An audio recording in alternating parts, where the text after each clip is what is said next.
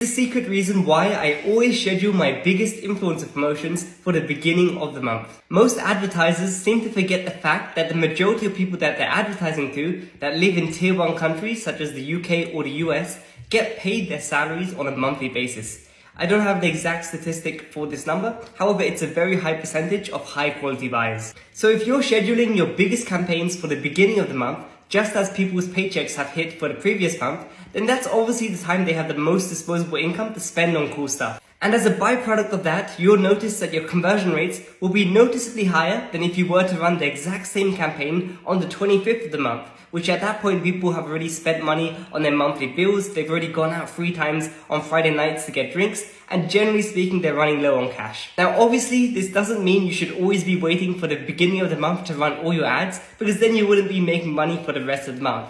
However, it is something to keep in mind. Let's say you do have a big promotion coming up. It might be worthwhile waiting 1 week, just the beginning of October, to launch an ad instead of posting it live now. Even though I'm fairly sure most of you guys are exactly like me and you want to pump out as many ads as quickly as possible, although it might be worthwhile just waiting a couple days sometimes. And if you like this video, make sure to like and follow for more e-commerce content.